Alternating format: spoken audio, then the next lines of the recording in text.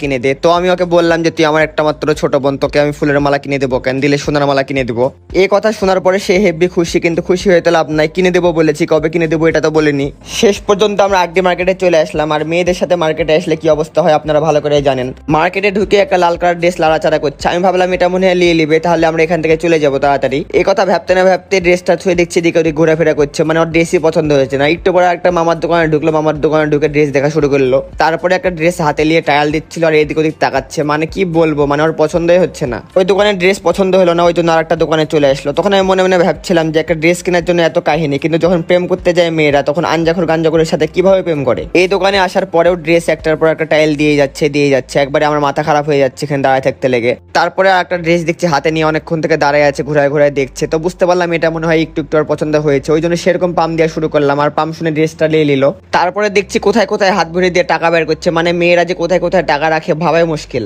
ওর কাছে থেকে যে এতগুলো টাকা বাড়াবি আমি জীবনে ভাবতে পারিনি। আগে যদি জানতাম ওর কাছে এতগুলো টাকা আছে, ওকে এতক্ষণ হাইজ্যাক করে নিয়ে চলে যেতাম। এত ঘোরাঘুরি করে অবশেষে ওর ড্রেস কিনা হলো। মেয়ে মানুষের এগুলো দেখে বিয়ে করবা?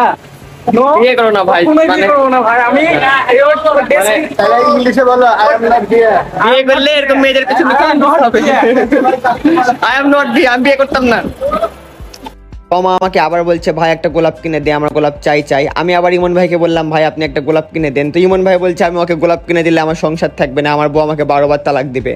আমার কানের কাছে অনেকক্ষণ ধরে ঘ্যান করছিল, ওই জন্য মায়া দেওয়া করে নিয়ে আসলাম ফুলের দোকানে। আর ফুলের দোকানে আসার পরে একটা লাল গোলাপ একটা সাদা গোলাপ, আবার হাতে বাঁধার জন্য একটা ব্রেসলেটও নিয়ে নিল ফুলের। তারপরে আমি তোমাকে বলছিলাম তোকে যে আমি এত কিছু কিনে দিলাম, তুই আমাকে একটা থ্যাংক ইউ দিবি না? আর এই কথা বলার সাথে সাথে তার প্রতি আল্লাহর প্রেরিত গজব নাজিল হয়ে গেল। এখানে সামনে ব্যাগ নিয়ে যে মেয়েটা আছে, ওই মেয়েটা ইচ্ছা করে হিজাব পরা মেয়েটাকে তোমার দিকে ধাক্কা দেয়। বাজারে আমার অনেক পরিচিত মানুষজন আছে, ওই জন্য কিছু বলিনি। তবে রাস্তাঘাটে এরকম কুরকুর করে বেড়ালে কবে বলে জায়গা মতো পড়লে একবারে কুরকুরানি ছুটে যাবে। বাজারে আমাদের মোটামুটি সব কাজ শেষ, ওই জন্য এখন আমরা যাচ্ছি শুটিং এর জন্য। আর তোমাকে বলছিলাম তোকে আমি এত কিছু কিনে দিলাম, আর তুই আমার কোলের মধ্যে না ঢুকে তুই শিয়াবের কোলের মধ্যে ঢুকে গেলি, কাজটা একদম ঠিক করলি না। মেয়ে মানুষের নীতি দেখলেন আপনি? আমার কাছ থেকে গোলাপ কিনে নিল, মালা কিনে নিল, আমার পাশে না বসে ওর পাশে যে বসলো। তোমাকে খুব ভালোবাসি তো, তোমার ভিডিও সবসময় নিতে থাকি। খাচ্ছি তো। হ্যাঁ, তো তোমার মুখ দেখার সময় অনেক ইচ্ছা, তো দেখাই দাও। দাঁতে নাকি পোকা? সাইনা একটা তোমার দাঁতে পোকা, সেই জন্য হচ্ছে সবসময় মাস্ক পরে ঘুরে। আচ্ছা দাঁতে পোকা হলে মাস্কের সাথে সাথ কি ভাই? পোকা হলে তো দেখে নেবে না? আমার কি সামনে দাঁতে পোকা হয় না? আপনারা যারা তোমার ফেস দেখতে চান তারা কমেন্ট করেন সামনে, তাহলে ওর ফেস ছাড়া ভিডিও দিব। আমরা আমাদের মিউজিক ভিডিও শুটিং করার জন্য চলে আসছি শুটিং স্পটে। এইদিকে তোমার রেডি হওয়ার শুটিং এ শেষ হচ্ছে না। তোর কি মানে এখন পর্যন্ত মানে শুটিং শেষ হচ্ছে না? মেকআপ না, কই মেকআপ করেছিস তুই? মেকআপ তো করিনি, জাস্ট চুলটা বেঁধেছি। অনেকক্ষণ পায়তারা করার পর অবশেষে তোমার রেডি হওয়া শেষ হয়েছে। তারপরে আমরা আমাদের ইনডোর ভিডিও শুট করা শুরু করে দিলাম।